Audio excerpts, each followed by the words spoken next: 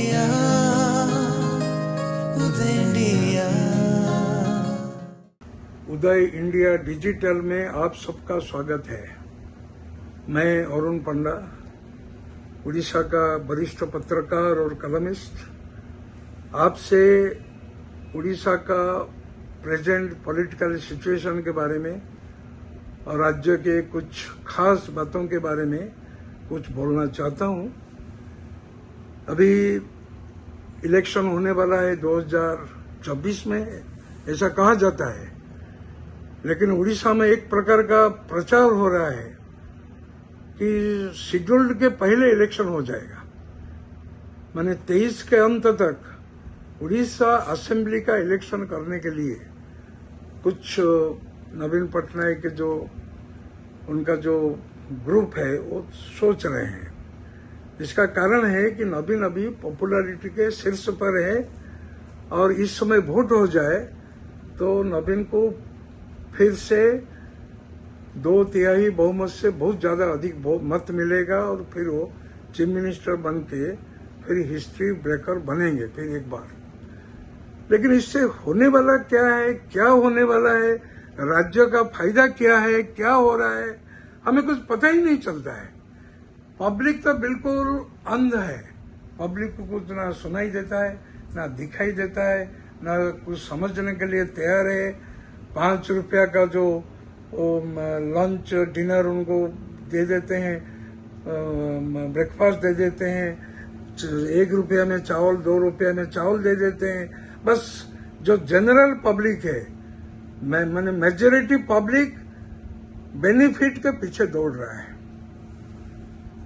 Agriculture के field में जो लोग हैं, किसान हैं, महीना में साल में 2-3 बार उनके अकाउंट में मोदी जी का पैसा भी आ जाता है और नवीन पटनायक का पैसा, माने राज्य का, स्टेट का भी पैसा आ जाता है। तो उनको भी कोई पॉलिटिक्स के बारे में चिंता करने का कोई आवश्यकता नहीं पड़ता, करते भी नहीं है।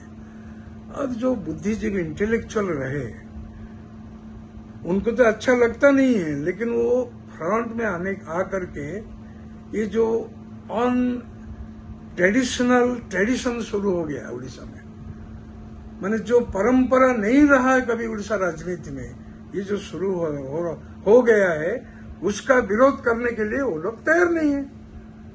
अब जितने भी ब्यूरोक्रेट हैं उड़ीसा में, जितने भी आईएएस ऑफिसर हैं, प्रमोटी आईएएस ऑफिसर हैं, जितने भी ओएस ऑफिसर हैं, सबका मुंह बंद।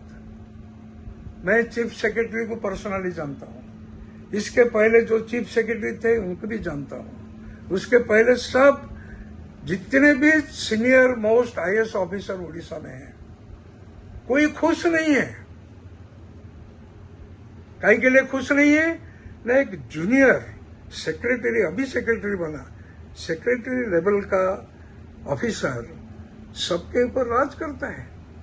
अब राज करे, डिपार्टमेंट क्रिएशन किया गया मिस्टर पांडियन के लिए, 5T डिपार्टमेंट खोले, कोई आपत्ति नहीं है। उसका सेक्रेटरी बनाए गए, कोई आपत्ति नहीं है। उसके लिए सारा राज्य में दौरा करे, कोई आपत्ति नहीं है। ये होना चाहिए, उसको काम देखना चाहिए, काम करना चाहिए, उसमें कोई आपत्ति नहीं है।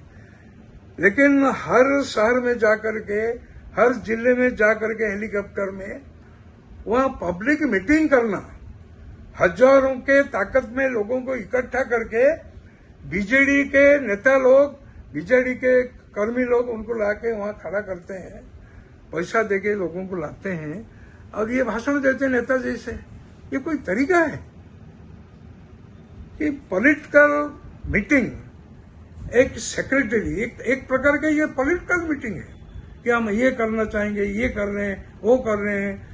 24 में इलेक्शन है, ये सब जितना भी मैं कर रहा हूँ, करने जा रहा हूँ, नवीन जी मुझे भेजे हैं, मैं आपका कल्याण चाहता हूँ, उड़ीसा को एकदम सोने का उड़ीसा देखना चाहता हूँ, ये जो बोलना है उसका दम्भ के साथ, ये क्या है? ये कोई सेक्रेटरी का वर्सन है?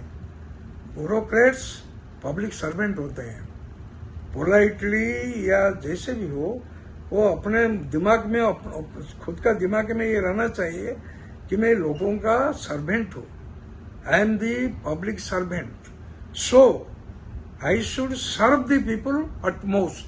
ये उसका आइडियल होना चाहिए, उसका दिमाग में भी रहना चाहिए। लेकिन यहाँ कुछ नहीं है।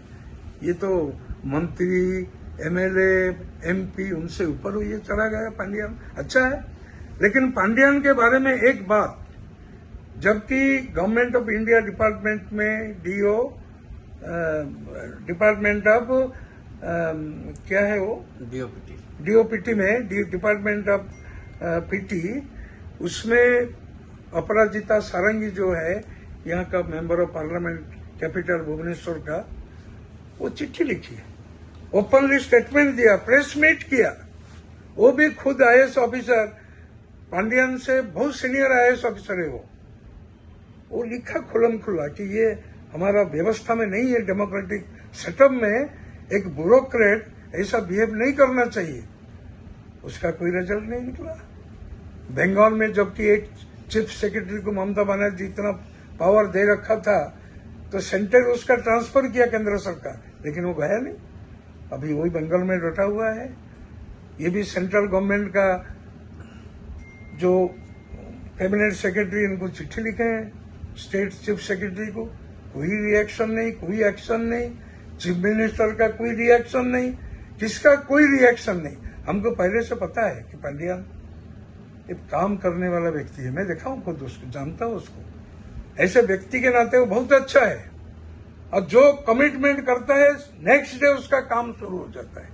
जब एक ब्यूरोक्रेट कमिटमेंट करता है पब्लिक मीटिंग में और नेक्स्ट डे काम शुरू हो जाता है, तो उसका इम्पैक्ट, उसका प्रभाव लोगों के मन में क्या पड़ेगा।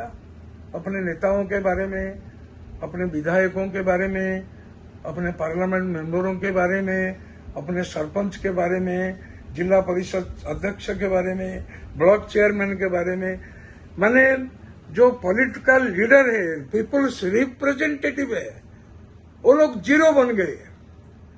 मिनिस्टर लोग खाली पोर्टफोलियो लेके घूम रहे हैं, उनके हाथ में कोई पावर नहीं है।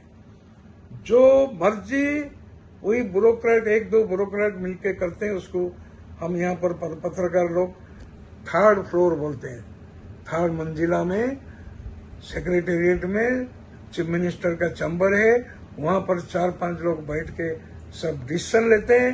एक भी पॉलिटिकल नेता के हिसाब से डिसीजन नहीं होता है। नवीन बाबू तो डिसीजन लेने के हाल में भी नहीं है, तबीयत उनका बहुत खराब है, और आंख बंद करके वो पांडियान जी के ऊपर विश्वास रखें। ये अच्छी बात है, विश्वास रखो। वो आपका पर्सनल सेक्रेटरी है, प्राइवेट सेक्रेटरी है, आप रखो विश्वास। प्रिंसिपल सेक्रेटरी है, चीफ मिनिस्टर है, सब करो। लेकिन जो डेमोक्रेटिक परंपरा है, उड़ीसा में महताब जी, विश्वनाथ दास जी, पहले तो विश्वनाथ दास जी प्राइम मिनिस्टर थे, महताब जी भी 2 साल के लिए प्राइम मिनिस्टर थे, फिर चीफ मिनिस्टर बने। नंदिनी सतपथी जैसा चीफ मिनिस्टर इंदिरा गांधी के जमाने में, जो ब्यूरोक्रेट लोगों को दबा के रखती थी। आरएन सिंह दो महाराजा, आरएन सिंह दो बलंगीर का, ब्यूरोक्रेट्स उनके सामने आने के लिए कतराते थे, डरते थे। ऐसा चीफ मिनिस्टर, और बाकी भी जो बने भी, जानकी वल्लभ पटनायक भी 15 साल तक चीफ मिनिस्टर रहे, लेकिन ब्यूरोक्रेट उनके ऊपर कभी हावी हुए नहीं। हरदम मिनिस्टरों को सम्मान देना। मिनिस्टर कोई गलती करे तो वो डांटेंगे चीफ मिनिस्टर, कोई बदमाशी करेगा, करप्शन करेगा तो निकालेंगे चीफ मिनिस्टर। लेकिन कभी भी वो ब्यूरोक्रेट को प्रोमिनेंस दे करके अपने मंत्रियों को, अपने एमएलए को, मेंबर ऑफ पार्लियामेंट को दबाए, कभी दबाए नहीं है। ये जानकी वल्लभ पटनायक, मैं उनके उसलिए नंदिनी सतपथी, जानकी वल्लभ पटनायक, महताब जी, विश्वनाथ दास जी, आरएन सिंह जी, मैं इनको सम्मान करता हूं कि आज तक उड़ीसा में एक ट्रेडिशन रहा कि cabinet is much more powerful. लेकिन आजकल देखने को मिलता है कि मंत्री लोग बस रो रो करके घूमते हैं, उनको कोई सभाओं में बुलाते नहीं है। एजुकेशन मिनिस्टर को कोई स्कूल या कॉलेज का मीटिंग में कोई नहीं बुलाते हैं, कोई किसको कहीं नहीं बुलाते हैं। मंत्री लोग बेचारे रो रो करके, मैंने जैसा हम उड़िया में कहा होता है, कि चोरों माँ घर भीतर कपाट खेली कांदे, माने चोर का जो मम्मी होता है वो घर के अंदर दरवाजा बंद करके रोती है। ऐसी हाल है यहाँ के एमएलए, यहाँ के एमपी, माने रूलिंग पार्टी के, और यहाँ के जो मंत्री लोग हैं उनका हालत ऐसे है। तो ये कोई अच्छी लक्षण नहीं है। मुझे लगता है कि उड़ीसा के लोग जो इंटेलेक्चुअल से बुद्धिजीवी हैं, जो पॉलिटिकल कॉन्शियस कम्युनिटी है, खुल्लम खुल्ला इसका विरोध करना चाहिए। हाई कोर्ट में भी रीट फाइल हुआ है इसके खिलाफ। लेकिन मुझे तो ये दुख है कि मोदी जी अपना कुर्सी बचाने के लिए, अपना बीजेपी को बचाने के लिए नवीन पटनायक का समर्थन लेना चाहते हैं। इसलिए शुरू हुआ था सीबीआई का जो रेड उड़ीसा में, हठात बंद क्यों हो गया? जो भी यहाँ का गवर्नमेंट जो भी करता है, सब केंद्र से एक एक मंत्री आते हैं, 2-3 मंत्रियों को छोड़ देने, लोकल मिनिस्टर जो है केंद्र में उनको छोड़ देने से बाकी बाहर से जो भी मिनिस्टर आते हैं वो नवीन जी का प्रशंसा करते हैं। क्यों करते हैं? क्यों करते हैं बताइए? तो करो, तो आखिर अपना मेहनत भी रखना है। मेहनत तो नहीं है, वो समर्थन देते हैं आपको, उनको खुश करके रखना है। ठीक है, बहुत अच्छी बात है, लेकिन खुश करने का मतलब ये नहीं है कि एक ब्यूरोक्रेट को हावी होने देना नेताओं के ऊपर, इलेक्टेड रिप्रेजेंटेटिव्स के ऊपर। ये गलत तरीका है। मेरा प्राइम मिनिस्टर से निवेदन है, होम मिनिस्टर से केंद्र के निवेदन है कि ऐसा काम करने से रोके चीफ मिनिस्टर को। Chief minister is more powerful, much powerful. वो अपने डेमोक्रेटिक तरीके से अपना शासन चलाए और लोगों को विश्वास जन्माए कि मैं एक्टिव हूँ, मैं ही चीफ मिनिस्टर हूँ, ये मेरे साथ काम करने वाले मेरे साथ पब्लिक सर्वेंट है। ये विश्वास लोगों के अंदर जन्माए तो यही होगा बहुत बड़ा सेवा लोगों के लिए, प्राइम मिनिस्टर का, होम मिनिस्टर का। और यहाँ नवीन बाबू से मेरा निवेदन है कि प्यारी महापात्र जो पहले वो भी ब्यूरोक्रेट थे, वो भी एक तरफ पुतला बना के नवीन को जैसे नचा रहे थे, उनका हालत क्या हुआ? ऐसे ही एक दिन इसका भी हालत होने वाला है। फिर भी अभी से चीफ मिनिस्टर सजग हो जाए, अपने दल के नेताओं को सम्मान करे, डेमोक्रेटिक सिस्टम को बरकरार रखे, तब जाके देश बचेगा, राज्य बचेगा।